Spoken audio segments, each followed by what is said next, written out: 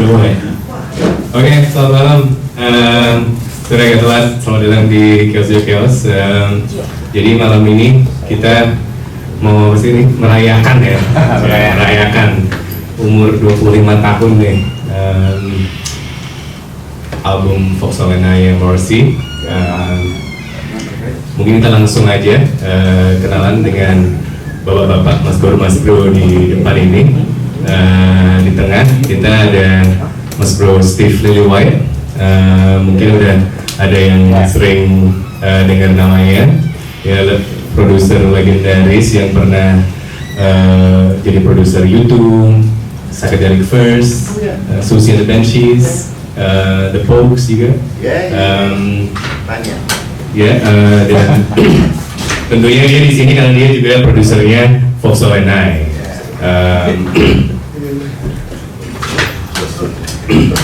Dan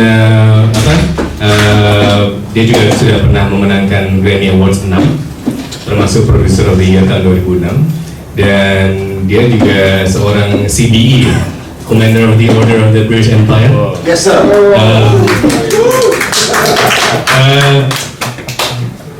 How far is that from being knighted? One off. Okay. Yeah, the next, if I got an upgrade, right, I would be Sir Steve. Okay. Good luck. Dan dia juga produser yang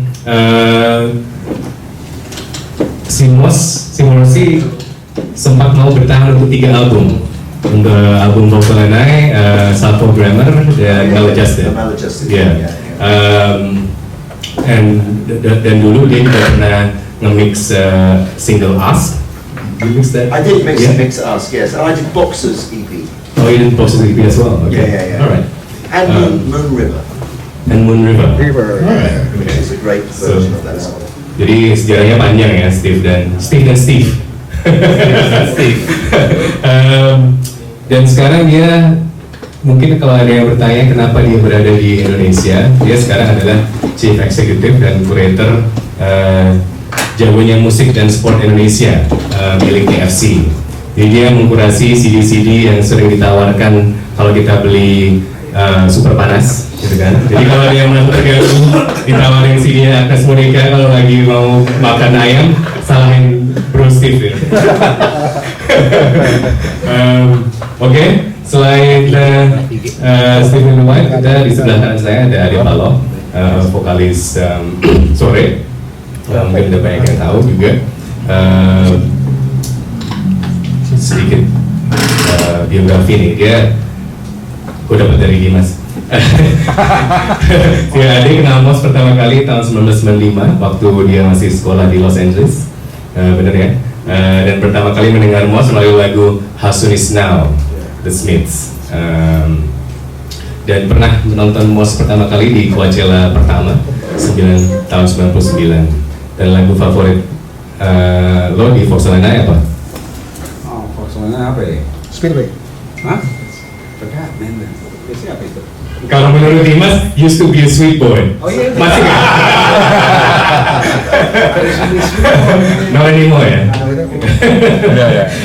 Oke, kemudian kita juga ada Fadhila Jayamahendra atau lebih dikenal dengan nama Aca, vokalis band hardcore punk Straight Answer.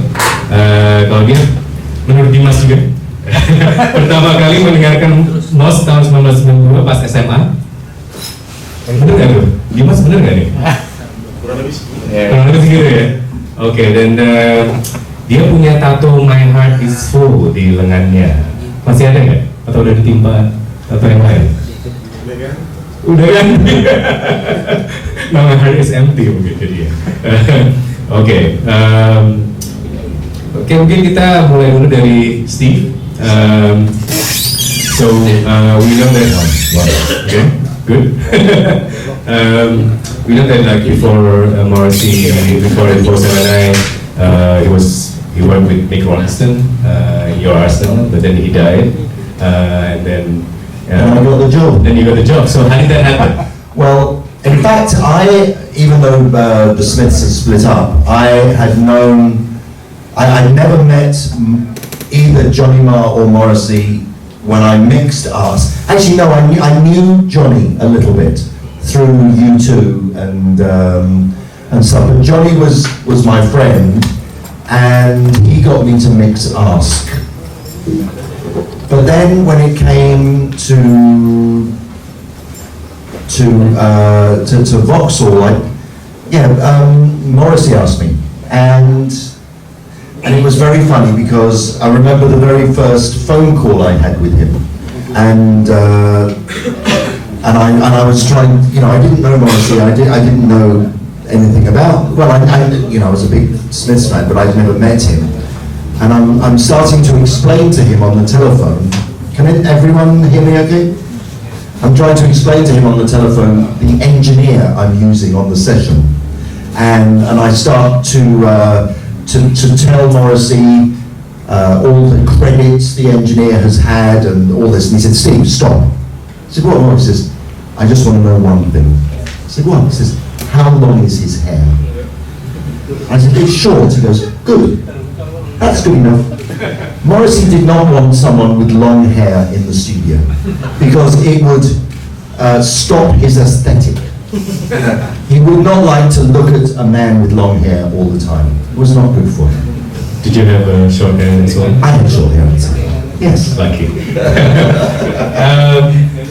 Okay, and we all sort of know or not know Morrissey as a sort of like a recluse. We don't really know what he's really like. You had like a... Well, I was explaining to Dimas earlier, I did 3 albums with Morrissey. Each album was about 3 months long. And we recorded all 3 albums in the same residential studio. So literally there was an outhouse from the main big house that had all the bedrooms, and then the outhouse had the studio in. So every day we would just sleep and eat, walk to work, and then come back and sleep. And so you would think you would really get to know someone. 3 albums, that's 9 months of my life, And it's very difficult to really, no, I don't know him. He would spend a lot of time in his room. He would always come down for breakfast, immaculately dressed, always dressed perfectly, with a Morrissey t-shirt on a lot of the time. And I've worked with a lot of artists. Not one artist I've ever worked with has ever worn their own t-shirt. But Morrissey would wear his own t-shirt in the studio. And he was just lovely, lovely man, His hair was always perfect. And, yeah. All right, so does he do his own hair, like with his wife? Yeah, he didn't have a hairdresser with him. Okay. No. Jadi ini kita kan mau merayakan album ini ya. Jadi nanti kita mau memainkan beberapa lagu dari album ini juga. Mungkin nggak semuanya karena waktunya nggak cukup. Dan kita juga nanti kan kita juga ingin menemukan kira-kira memori teman-teman di Jakarta. Kenapa sih album ini gede banget di sini gitu kan? Terutama the more you know the closer I get gitu kan. Kira-kira apa yang membuat Morrissey itu nyambung sama anak-anak di Jakarta lah paling tidak di sini ya. Mungkin ada anak-anak dari kota lain juga. Silahkan acungkan tangannya nanti kalau apa perlu. But yeah, Steve. So just one more question before we go on to the other guys. What's your favorite song from this album? Well, I listened to it for the first time all the way through since I made it this morning. I think it's a really nice, it's a nice flowing piece of work. It didn't seem like it was too long, really. Maybe a couple of sections I would want to change. But I remember some songs for their recording things, like for a song, you got to find out for yourself. Sorry, my bad. No, that wasn't me. I wouldn't do that if I was running. We got triangle. We got triangle bits.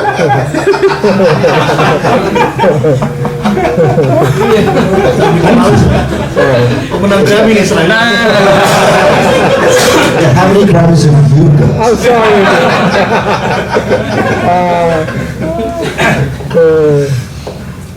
Yes, so why don't you find out for yourself? That song was. You will. Well, I'll tell you two little facts about that. I used to spend a lot of time on the vocals and comping the vocals.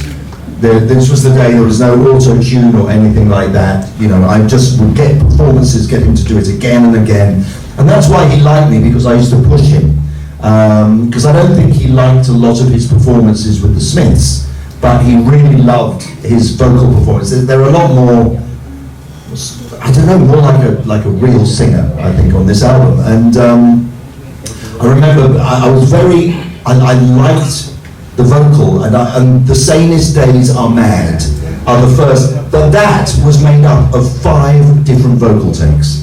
The was from one take, sanest from another, days are mad. Every word of that, and I sat there with my sewing kit, you know, sewing this vocal together. But actually, so I was really proud of the vocal. The vocal was great, but the music was really average. So I did say to Boz one night, I want to clean all the music, get rid of all the music, and we will record everything again to the vocal. You know, because normally in recording, you're probably all musicians, you look like them. The vocals are normally done like as the last thing, you know, one of the last things. But this was, the vocal was there. So we built this quite a psychedelic-y sort of folk psychedelic sound, and the drums are just, I think Boz just playing on the desk, you know, and everything is very organic. So I was very proud of that song. So maybe that one, or what's the other one? Hold on to your friends. Hold On to Your Friends. Every single guitar note was done separately on that. If you listen to that in headphones, 1, 2, 3, 4, 5, 6. I'd had 6 tracks of guitar, and on each track I would get Alan to go, okay, play the first note. So we'd go through the song playing note 1, down, and then doing note 2, down, down, down, and then down, down. So they all rang out completely. And it took it took an afternoon to do one guitar track of that, but when you listen and the panning, and it's great, you know, it's really good, it's quite trippy, so I was very proud of that. So for me it's difficult to, I mean, for me, when I listen back to the album, it gave me great feelings but which song, I don't know, I like them all. Oh, and the, God, I'm taking over here because I'm sorry, but it's quite a smooth album, but we wanted, and it's the only time I've ever recorded a chainsaw. Speedway, at the beginning of Speedway. But also, did you know on Speedway, I recorded the drums in 2 completely separate places. It stops halfway through the song, and then the outro comes in, and I moved the whole drum kit over to the main house, which no one had ever done. I told you, we were recording in the studio, which was a different house. Moved it over to the main house and set it up in the dining room, which was really reverby. So what starts off as a very mellow album, you know, with Now My Heart Is Full, if you listen to the end of Speedway, it's got this drum sound which I sort of had been known for many years beforehand, and it just sounds like completely crazy.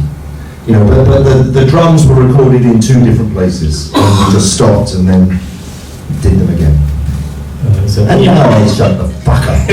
You're known for the Phil Collins drum sound, right? Yeah, I did. I invented that. Yes. Well, I don't know. Can you remember?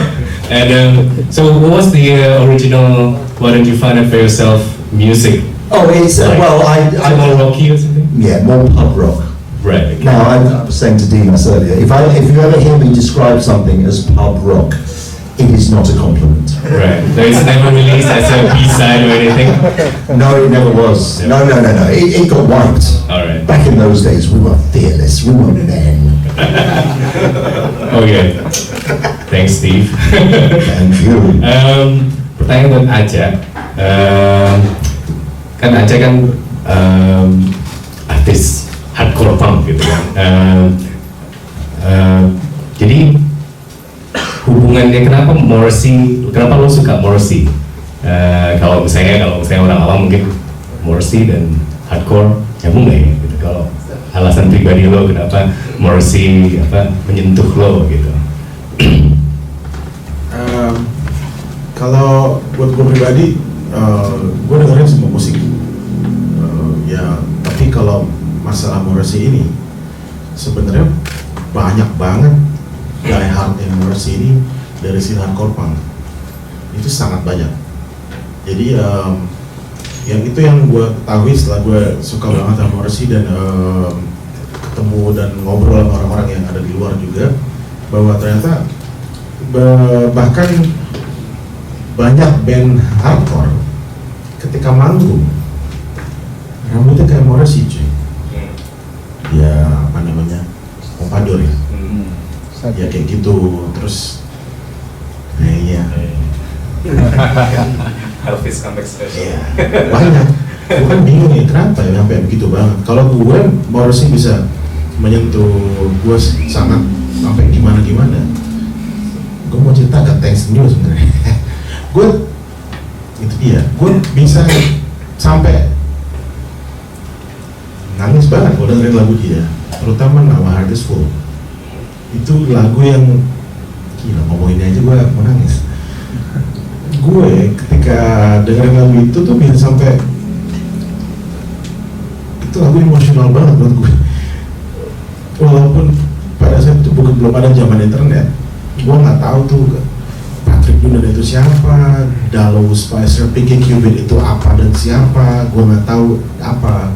Sampai ada gue bisa tahu dari hasil googling bahwa itu adalah tokoh-tokoh yang dia baca dalam buku, dan itu buat gue sampai gue bisa ngerasa kena banget, padahal oleh hal-hal yang gue nggak tahu itu buat gue luar biasa. Dan mungkin itu juga dirasain sama orang-orang, mungkin gitu kali ya, ada hal yang emang nyampe banget ke lu gitu, sampai lu ketarik banget sampai memutuskan bahwa emang tujuan hidup lu adalah Morrissey. Kalau boleh tahu pengalaman pribadi apa yang membuat lagu itu jadi kayak menyentuh banget buat lo, kayak kenapa lo jadi sedih banget kalau itu? Nggak tahu, sedih mungkin juga, iya kayak mixed feelings. Ada rasa bahagia yang meluap-luap.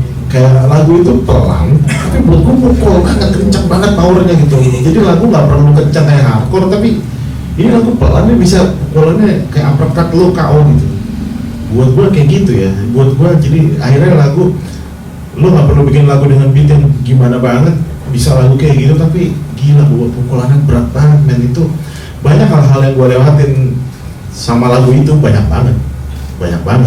Sebelum gimana ya, gue ngerasa ini kok lagu bisa kayak gini banget ya. Terus gue coba tanya ke orang lain bahwa emang ternyata buat bagi mereka yang emang udah suka banget, emang buat mereka emang ini lagu kekuatannya luar biasa nih, tidak terlihat, jadi bener-bener sangat bisa ngambil lo banget gitu. Jadi ya Juga itu gabungan dari sound dan liriknya, atau lebih liriknya dan sound daripada soundnya, atau gimana? kalau gue kalau gue dari musiknya ya. Kalau sound itu maksudnya suara ya? Iya, suara. Iya, kalau gue dari musiknya itu kayak udah ya itu ya melodius, kayak lo ya bahasanya mungkin kalau buat gue kayak berasa terhipnotis aja kalau dengerin lagu itu yang nggak bisa gue jelasin. Kayaknya udah pas banget. Ini lagu kayak lo terwakili banget sama lagu itu gitu. Dan kalau gue tanya ke orang yang belum pernah denger, gue kasih denger lagu itu, mereka juga bisa ngomong, iya ya kok ada lagu ini emosinya kerasa banget ya. Gue nggak tahu. So what is exactly behind that song actually?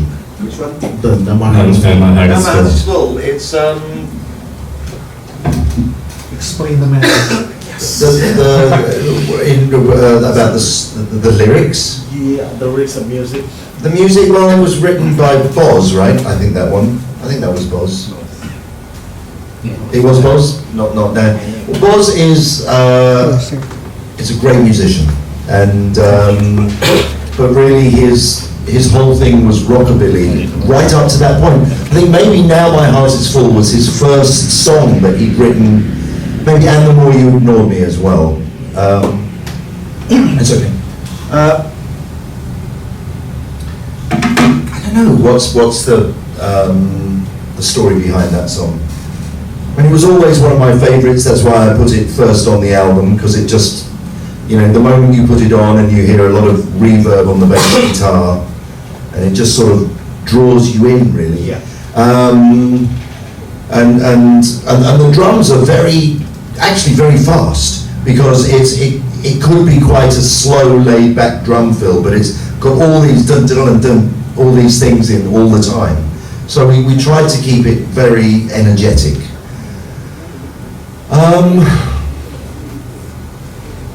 But it's he does his lyrics. As I was saying earlier, that one of the greatest things about working with Morrissey was that I would know the song title before hearing the melody and lyric, because he would tell the songwriter. So basically, over the weeks and months, Boz and Alan would send Morrissey demos, and Morrissey would then, on his own, write the song. No one would hear, only him, I think. Then when he knew he had enough songs written, he would send back to Boz and to Alan, I think, mainly to Boz, because Boz was the MD, a cassette with the songs that he'd written and the song titles. Right. Now, at the time, I mean, Boz and Alan were fighting for who got the most songs, because better money. But no, they didn't know until they got the cassette back which ones he'd written. So subsequently, they were always trying to think, what does Morrissey like? I'll write a song to what he likes, so he'll write my song, So then we'd have a cassette of the music.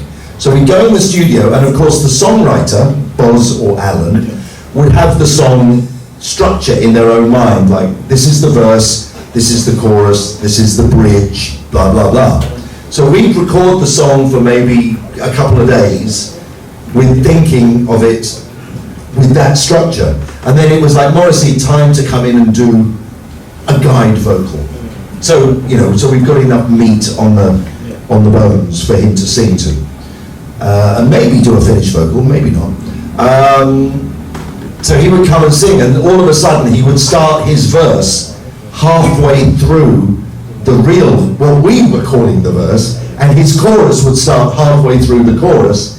And it was just, because Morrissey, this is what made the Smiths absolutely great, and Morrissey especially great, is that he does not think in verses and choruses. He just thinks as a song.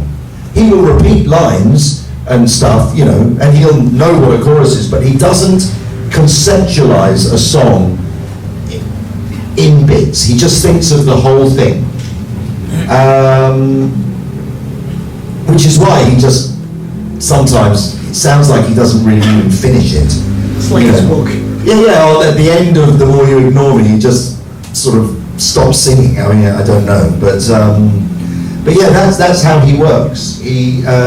So when I saw this song, Lifeguard Sleeping, Girl Drowning, I was very interested in how, and it's still, I don't know whether he stole the lyric, she was nobody's nothing, but I just love that. So sad. Because she was nobody's nothing. Yeah. I don't think I answered your question. One little bit. Because if I told you, I'd have to kill you. It's a pity this has been video, because I've got so much gossip I could tell. But I can't say it because it's going to be all over the internet. Well, what do you think? What makes that song work? What makes that song work?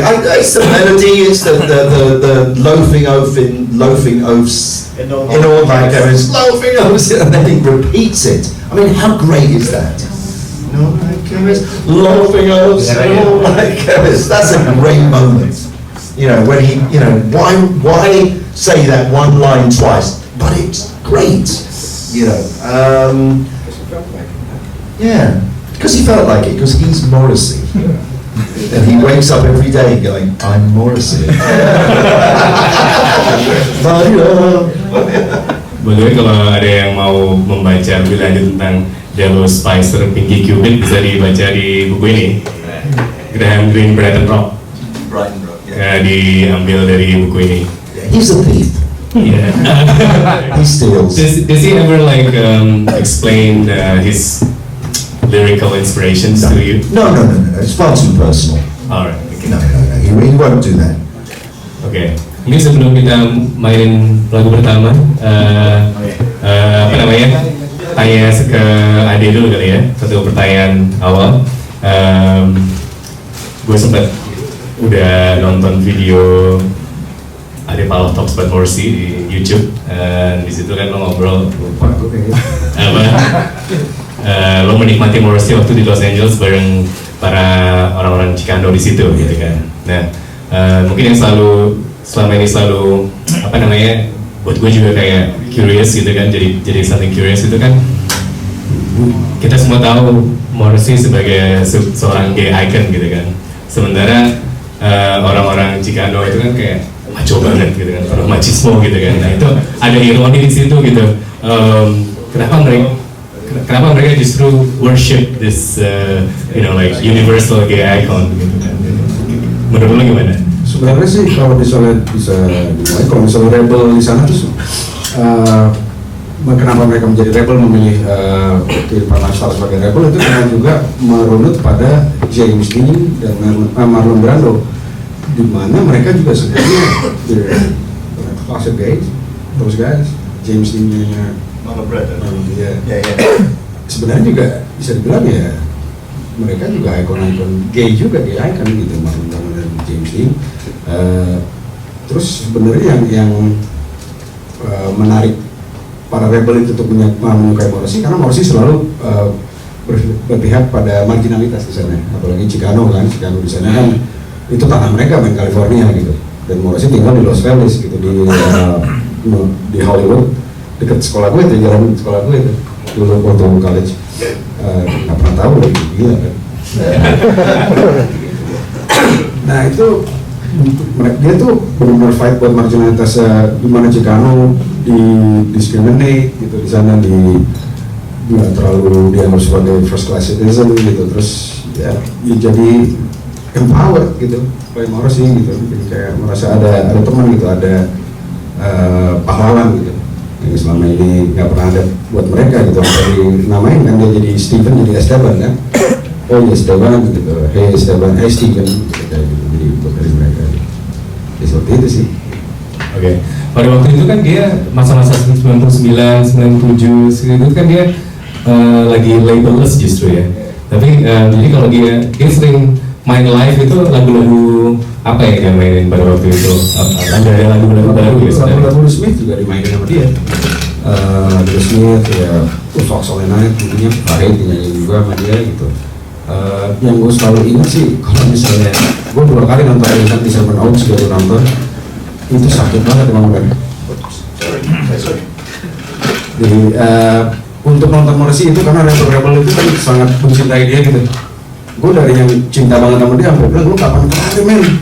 Hancur badan gue sakit. Gila yang kelar-kelar. Karena berdasarkan sampai tinggi-tinggikan, jadi gila karena mungkin paling gelap ya buat dia gitu. Terus Morrissey juga kayak itu gitu. Lucu dia menganggap dirinya nothing gitu. Tapi somehow dia juga suka banget adoration itu gitu. Lucu di situ. Itu ada emang paradoks banget, dia manusia paradoks gitu. Sedikit menginspirasi gue juga untuk jadi manusia paradoks, nggak pernah jadi benar-benar gue Ade Paloh tuh siapa gitu, udah orang PA, ada orang bener dan terus ada di situ aja. Baby ketawa tuh baby. Mau itu pasang satu lagi dulu atau Video ya itu. Oke, boleh deh.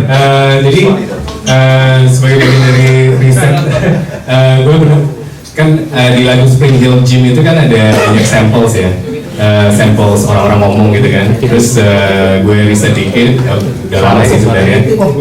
Itu kan diambil sama Morrissey dari sebuah film dokumenter dari tahun 49 judulnya We Are the Lambeth Boys. tentang apa itu anak-anak muda influence di daerah Kennington di South London.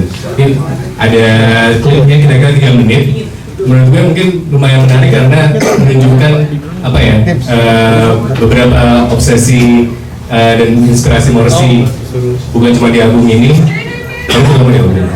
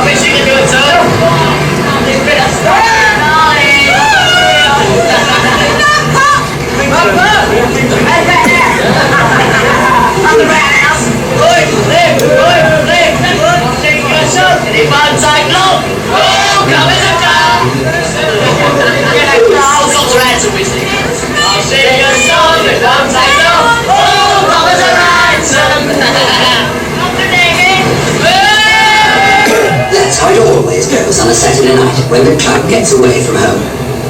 When the boys pass through the West End remembers for a while that they have passed through. And that's how the boys wanted.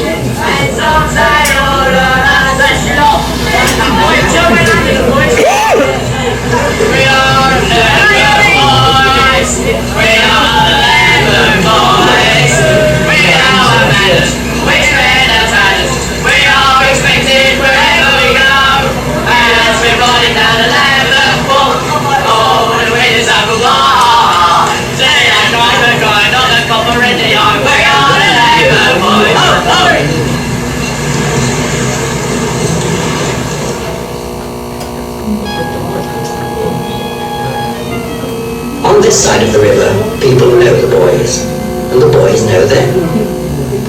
Back in these familiar streets, there's no need to shout so loud anymore. There's not so much to shout about.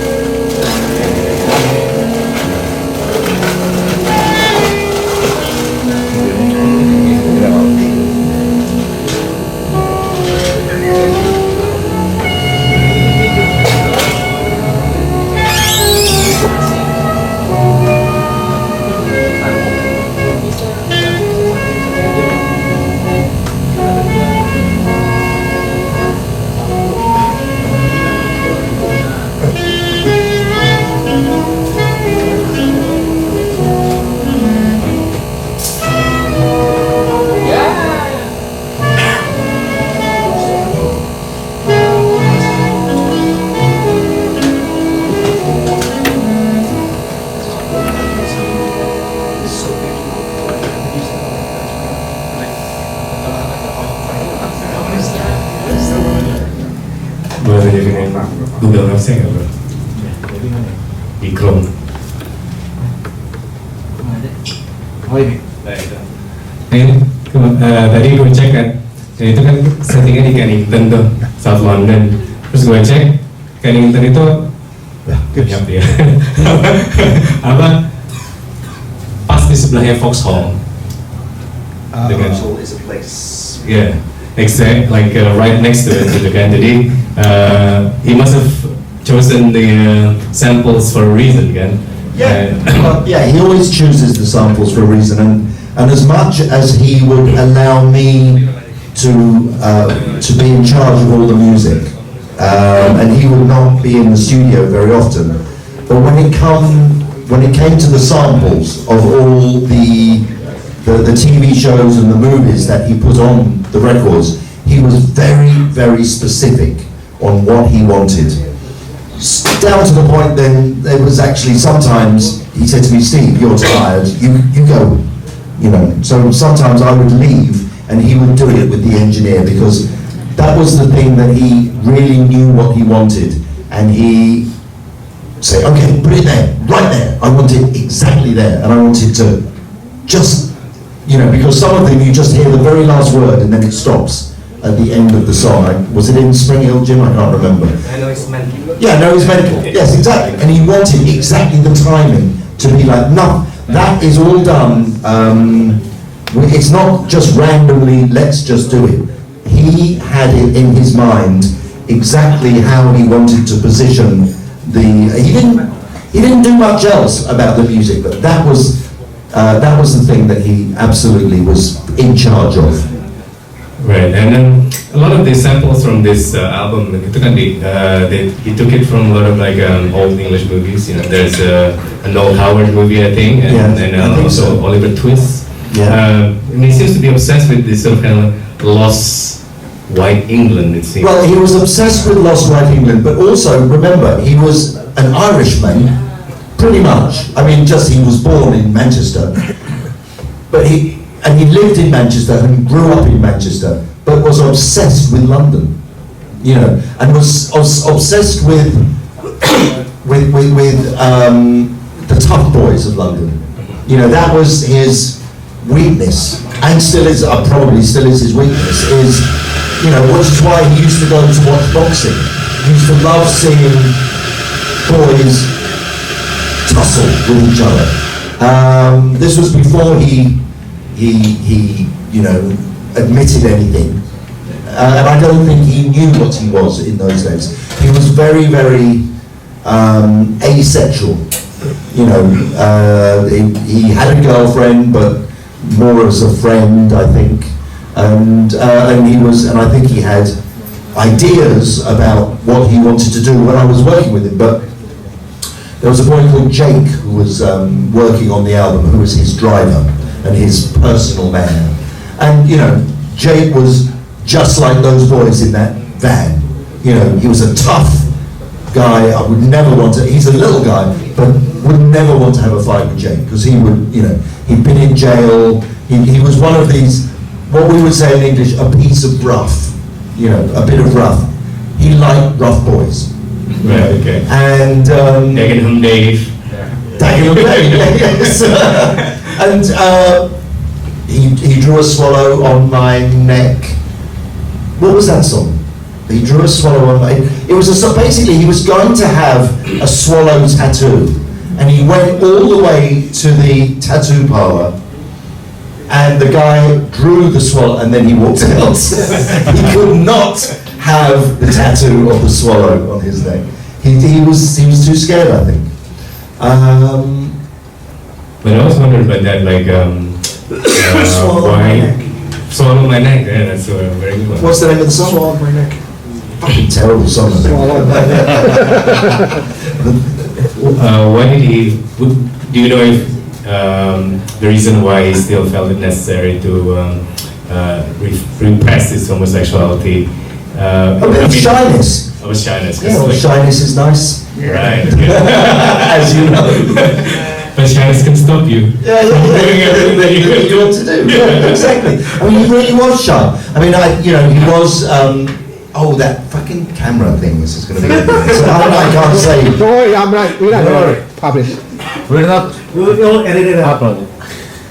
No, I can't. We're not going to upload this. But you know who the love of his life was. What's that?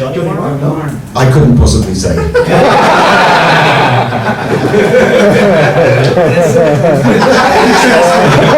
Explains a lot. Okay. Mungkin waktunya kita mendengar satu lagu. Apa? Which one do you want to hear? Maybe. Well, how's your stereo? And then you can hear the Mana? What was the one that I said the guitars do do do do do do? Hold on to your friends. Number 3, is it maybe? Number 4.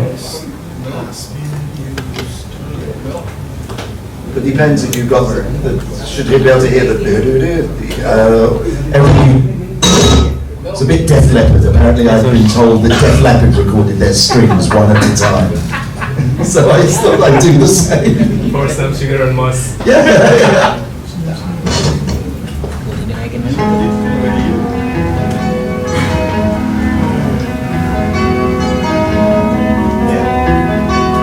I was listening on headphones, I could really hear them.